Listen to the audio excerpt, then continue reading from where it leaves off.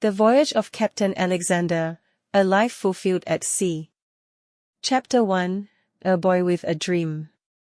In the small port town of Whitehaven, where ships dotted the harbor like stars in the night sky, a young boy named Alexander Carter grew up with dreams as vast as the ocean. His father was a humble fisherman, and his mother ran a small bakery near the docks. Every evening, Alexander would sit by the shore, watching mighty ships sail into the horizon, wondering where they were headed. At the age of 10, Alexander saw his first merchant ship return from a distant land, loaded with spices, silk, and stories of adventure. He ran home that day and declared, "One day, I will be the captain of a great ship, and I will see the world." His father smiled and patted his head. "The sea is a hard master, son. It gives only to those who respect it." Chapter 2, Learning the Ropes. At 14, Alexander got his first chance to work on a trading ship, the Silver Tide, under the watchful eye of Captain Hawkins, a grizzled sailor who had spent 30 years on the sea. "You start at the bottom," Captain Hawkins said. "Swab the deck, tie the ropes, and learn to listen before you speak."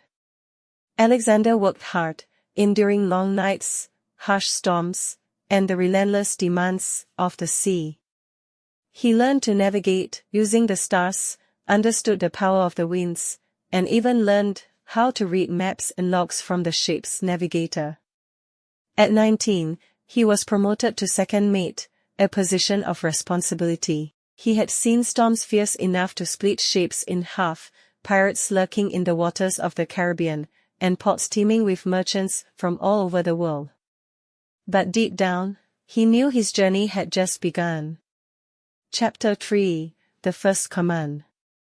By the time he was 25, Alexander had earned enough respect to be offered his own ship, the Horizon's Call, a sturdy, three-masted merchant vessel. The owners of the ship believed in his skill, honesty, and leadership. His first voyage as captain took him from London to India, carrying textiles and returning with spices and rare gems. The journey was filled with challenges, a deadly storm near the Cape of Good Hope, a brief skirmish with pirates off the coast of Madagascar, sickness among the crew, which he handled with discipline and care. Despite these obstacles, Captain Alexander brought the ship back safely, earning the loyalty of his crew and the admiration of merchants. From that moment on, he was no longer just Alexander, he was Captain Carter, a name that would be remembered for generations. Chapter 4, The Golden Years of Exploration. For the next 20 years, Captain Carter sailed across the world. He explored uncharted islands in the Pacific. He discovered new trade routes, avoiding dangerous waters controlled by enemy navies. He became known for his fairness, ensuring every crew member received their fair share of earnings. His most famous voyage was when he led the Horizon's Call through an uncharted passage in the Arctic, proving that a northern sea route to China was possible.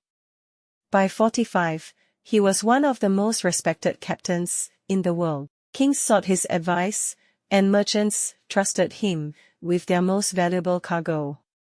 Chapter 5, The Final Voyage. At 55, Captain Carter knew his time at sea was nearing its end. He had sailed every ocean, seen wonders beyond imagination, and earned enough wealth to retire comfortably. But the sea was not finished with him yet.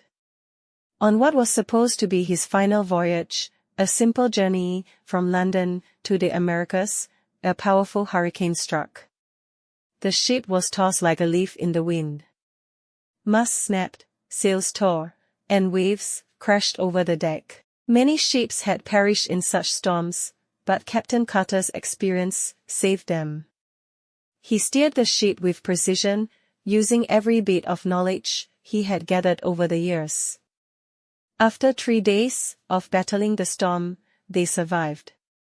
But it came at a cost. The Horizon's Call, his beloved ship, was too damaged to sail again. It was retired, and so was Captain Carter. Chapter 6: A Life Fulfilled. Captain Carter returned to Whitehaven, where he had started his journey. Though retired, he spent his days teaching young sailors, sharing his knowledge, and writing about his adventures. He never regretted a single moment at sea. He had lived the life he dreamed of. One evening, as he sat by the shore watching the sunset, a young boy approached him and asked, "Captain, do you think I could sail the world one day?" Captain Carter smiled, his eyes twinkling with memories. "The sea is calling you, lad. If you're willing to learn, it will teach you more than you can ever imagine." And with that, the story of one great captain ended, but another had just begun. The end. Please subscribe for more practicing English by informative content.